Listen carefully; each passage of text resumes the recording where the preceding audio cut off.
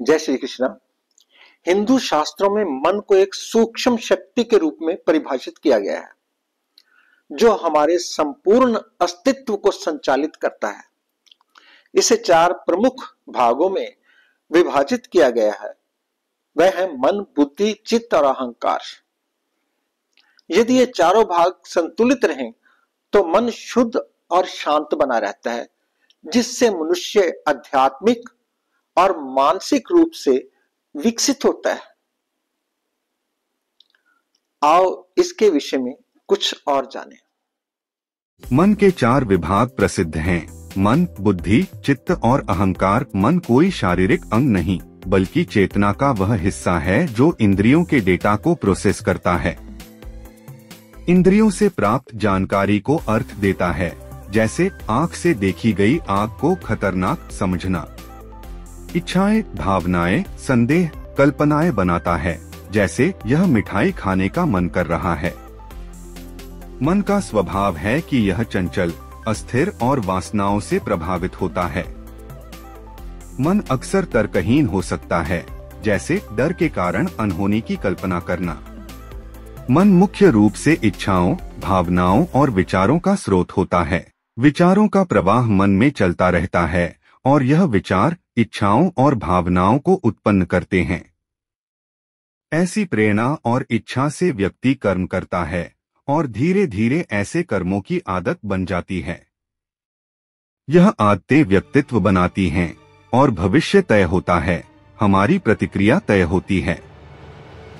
इन कारणों से मन हमारे जीवन की दिशा तय करने वाली शक्ति है। उपनिषदों में मन को अत्यंत महत्वपूर्ण माना गया है। इसे आत्मा और ब्रह्मा के बीच की कड़ी के रूप में देखा जाता है। वेदांत दर्शन में मन को माया का अंग बताया गया है, जो आत्मा को भौतिक जगत से जोड़ता है। एक शुद्ध और सकारात्मक मन केवल अच्छे विचारों को जन्म देता है।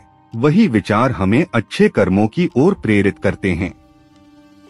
इंसान क्या सोचता है, कैसे निर्णय लेता है और दुनिया के साथ कैसा व्यवहार करता है, यह सब उसके मन की स्थिति पर निर्भर करता है।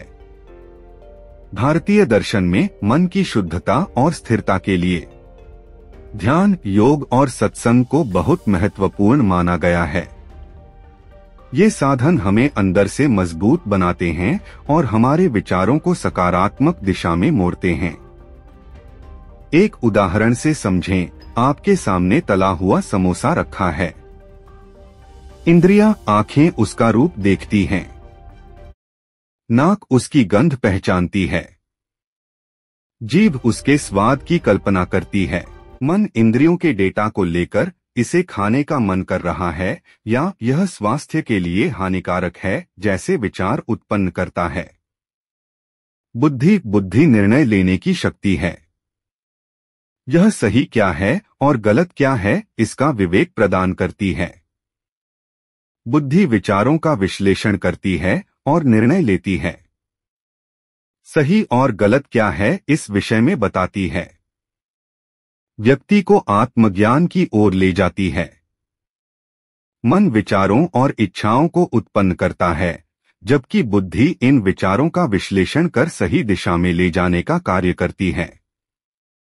यदि मन को बुद्धि द्वारा नियंत्रित किया जाए तो व्यक्ति का जीवन संतुलित और सफल हो सकता है। मन, बुद्धि और इंद्रियां एक दूसरे से गहराई से जुड़ी हुई हैं। भगवद गीता में कहा गया है कि इंद्रियां, मन और बुद्धि कामनाओं का अधिष्ठान हैं, जो मनुष्य के ज्ञान को आच्छादित कर सकती हैं। इंद्रियों के जरिए हम अपने आसपास की चीजों को महसूस करते हैं, अनुभव लेते हैं और उनके बारे में जानकारी प्राप्त करते हैं। हमारा मन इन अनुभवों को संभालता है और हमारी बुद्धि यह तय करती है कि हमें कैसे प्रतिक्रिया देनी चाहिए। अगर इंद्रियां मन और बुद्धि के नियंत्रण में रहें तो वे हमें सही दिशा में ले जा सकती हैं। लेकिन अगर मन इंद्रियों के वश में आ जाए तो व्यक्ति इच्छाओं और वासनाओं में उलझ सकता है। जय श्री कृष्णा। जय माँ भारती। जब मन सरल और शीतल हो तो स्वर्ग धरती पर उतर आता है।